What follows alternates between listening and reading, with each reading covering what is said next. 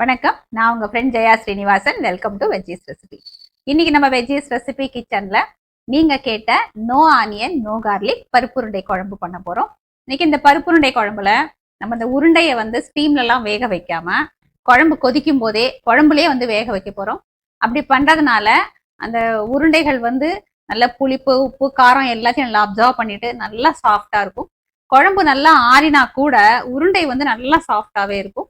ஒண்ணு கூட உடையாது, கரைஞ்சு போகாது. இதுக்கான சின்ன சின்ன டிப்ஸ் இருக்கு, அதெல்லாம் சொல்லிக்கிட்டே நம்ம இந்த குழம்பு எப்படி பண்றதுன்னு பார்க்கலாம். ஃபர்ஸ்ட் டைம் சேனலை பாக்குறீங்கன்னா ப்ளீஸ் சப்ஸ்கிரைப் பண்ணுங்க. பெல் ஐக்கானை கிளிக் பண்ணி ஆல் ஆப்ஷன் கொடுத்துட்டீங்கன்னா நான் போடக்கூடிய எல்லா வீடியோஸும் குவிக்கா உங்களுக்கு ரீச் ஆகும். வாங்க, நோ ஆனியன் நோ கார்லிக் பருப்புருண்டை குழம்பு ஈஸியா எப்படி பண்றதுன்னு பார்க்கலாம்.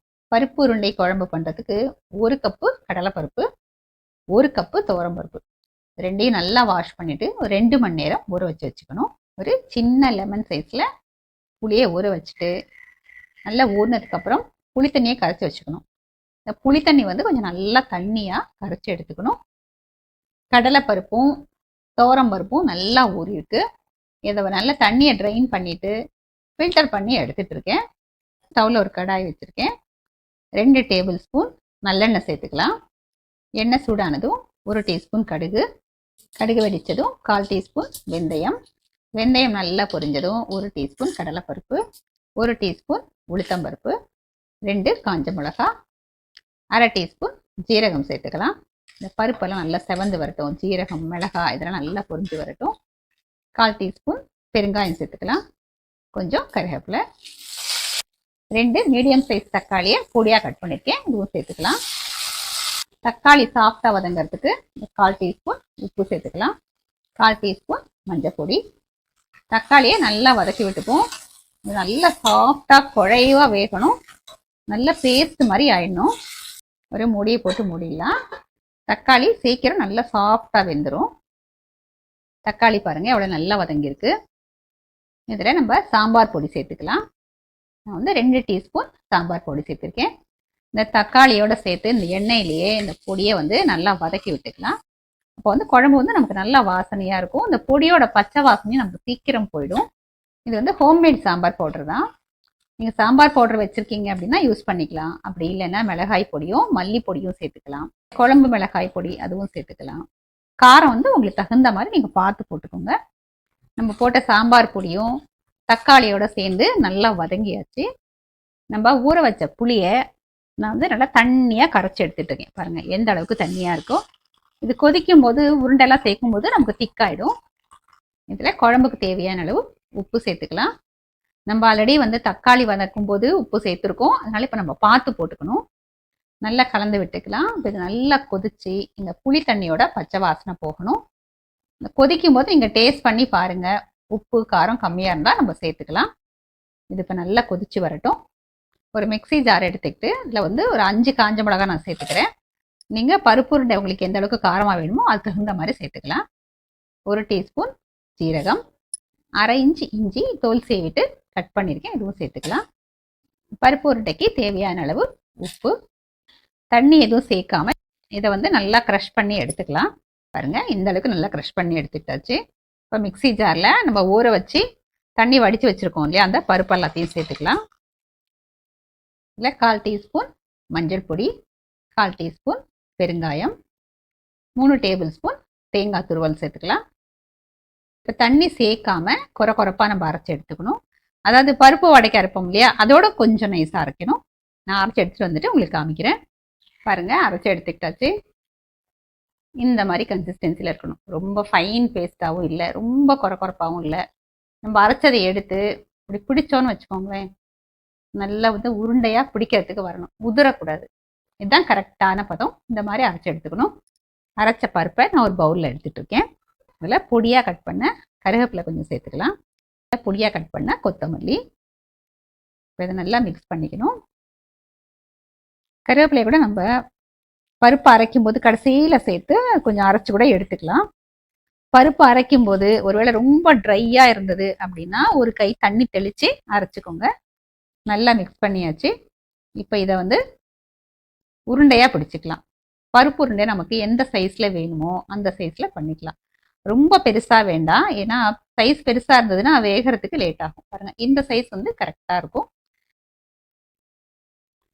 இந்த மாதிரி ஒரே சைஸ்ல பண்ணோம் அப்படின்னா ஒரே மாதிரி உருண்டைகள் வெந்துடும். நமக்கு எத்தனை உருண்டை வேணுமோ அத்தனை வந்து இந்த மாதிரி உருட்டி எடுத்துக்கலாம். மீதியை வந்து நம்ம வடையாவும் தட்டி போட்டுக்கலாம், சின்ன சின்னதா குணுக்கு மாதிரியே நம்ம கிள்ளி போட்டுக்கலாம். குழம்பு பாருங்க நல்லா எண்ணெய் பிரிஞ்சு நல்லா கொதிக்குது, பச்சை வாசனையும் போயாச்சு, கன்சிஸ்டன்சியும் கரெக்டா இருக்கு. நம்ம இப்ப பாக்குறதுக்கு தண்ணியா இருக்கிற மாதிரி இருக்கும், ஆனா நம்ம அந்த உருண்டையெல்லாம் சேர்த்து ஒரு கொதி வரும்போது இது கரெக்டா இருக்கும். இந்த அளவுக்கு தண்ணியா இருந்தாதான் உருண்டை சேர்த்ததுக்கு அப்புறம் நம்ம விட்டு சாப்பிட்ற அளவுக்கு கரெக்டா இருக்கும். நம்ம உருட்டி வச்சிருக்கோம் இல்லையா எல்லா உருண்டைகளும், இதுல ஒவ்வொன்றா டிராப் பண்ணிடலாம். நல்லா கொதிக்கும் போது டிராப் பண்ணணும். உருண்டையெல்லாம் கொதிச்சு வெந்ததுக்கு அப்புறம் தானா மிதந்து வந்துடும். எல்லா உருண்டைகளையும் சேர்த்ததுக்கு அப்புறம் கிளறி விடக்கூடாது, கிளறி விட்டோம்னா உடஞ்சு போயிடும். அப்படியே விட்டுணும். அது கொதிச்சு மிதந்து வர ஆரம்பிச்சிடும். நம்ம ஃபர்ஸ்ட் சேர்த்தது இதெல்லாம் பாருங்களேன் மிதக்க ஆரம்பிச்சாச்சு, கலரும் மாறி இருக்கு. இது எல்லாம் கொஞ்சம் வேக வேண்டியதா இருக்கு. இது எல்லாம் வேகட்டும், நான் உங்களுக்கு காமிக்கிறேன். இப்ப பாருங்க எல்லா உருண்டையும் வந்து அழகா மிதந்து வந்தாச்சு, ஒண்ணு கூட உடையல கரையில, பர்ஃபெக்டா இருக்கு. இப்ப குழம்போட கன்சிஸ்டன்சி பாருங்க இந்த மாதிரி இருக்கு. முன்னையோட இப்ப கொஞ்சம் திக்கா இருக்கு. ஒரு 2 டேபிள் ஸ்பூன் தேங்காயை நல்லா ஃபைனா அரைச்சிட்டு லாஸ்ட்ல இந்த குழம்புல சேர்த்துக்கலாம். இப்ப கலந்து விட்டுருங்க. பயப்படவே வேண்டியதில்லை, உருண்டை ஒண்ணு கூட உடையாது.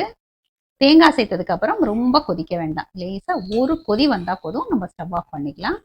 உருண்டையோட சைஸும் பாருங்க நல்லா வெந்து நல்லா பெருசா இருக்கு, எவ்வளோ சாஃப்டா இருக்கு பாருங்க, தொட்டாலே தெரியுது.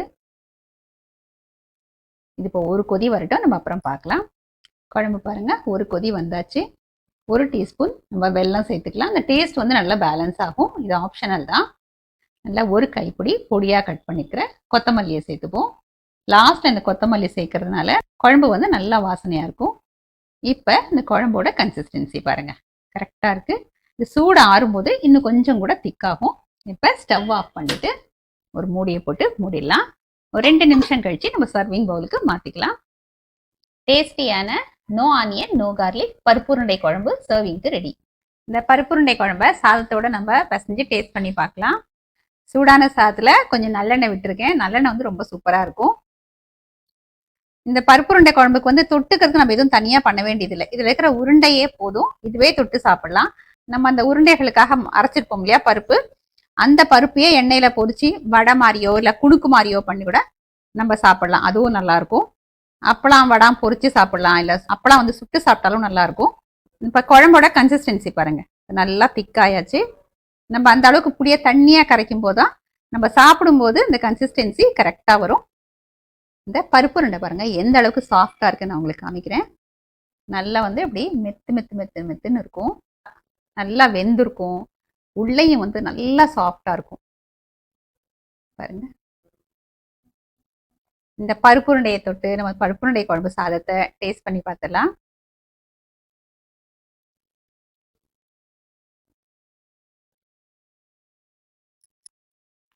ஃபர்ஸ்ட் கிளாஸா இருக்கு. அப்படியே பருப்பு உருண்டை வந்து சாஃப்டா இருக்கு, குழம்புமே வந்து ரொம்ப டேஸ்டா இருக்கு, புளிப்பு காரம் எல்லாமே பர்ஃபெக்டா இருக்கு. நம்ம உருண்டைகளை வந்து தனியா வேக வைக்காம அந்த குழம்புல போட்டதுனாலதான் அவ்வளோ சாஃப்டா மெத்து மெத்துன்னு இருக்கு. அது மட்டும் இல்ல இந்த புளிப்பையும் காரத்தையும் எல்லாத்தையும் நல்லா அப்சர்வ் பண்ணிட்டு செம்ம டேஸ்டா இருக்கு. நம்ம இப்ப பார்த்த மாதிரி அந்த கன்சிஸ்டன்சியில அரைச்சி அப்படி குழம்பு நல்லா கொதிக்கும் போது இந்த உருண்டைகள் நம்ம போட்டோம்னா ஒண்ணு கூட உடையாம கரையாம கரெக்டா வந்துடும். குழம்பு வந்து அப்படியே கம கம கமன்னு வாசனையா இருக்கு. இந்த புளிய வந்து கொஞ்சம் கம்மியா ஊற வச்சுட்டு கொஞ்சம் தக்காளியும் சேர்த்து நம்ம இந்த குழம்பு பண்ணும்போது அதோட டேஸ்ட் ரொம்ப நல்லா இருக்கும். புளியோட புளிப்பும் தக்காளியோட புளிப்பும் சேரும்போது அது வந்து ரொம்ப டேஸ்டா இருக்கும். குழம்போட கலரும் பார்க்கறதுக்கு ரொம்ப நல்லா இருக்கும். இந்த டிப்ஸ் எல்லாம் யூஸ் பண்ணி இதே மாதிரி இதே மெத்தட்ல இந்த நோ ஆனியன் நோ கார்லிக் பருப்புருண்டை குழம்பை நீங்க கண்டிப்பா ட்ரை பண்ணி பாருங்க, செம்ம சூப்பரா வரும். எப்படி வந்ததுன்னு கமெண்ட்ல சொல்லுங்க, லைக் பண்ணுங்க, உங்க ஃப்ரெண்ட்ஸ் அண்ட் ஃபேமிலியோட ஷேர் பண்ணுங்க. புது ரெசிபியோட நாளைக்கு நான் உங்களை மீட் பண்றேன். தேங்க்ஸ் ஃபார் வாட்சிங்.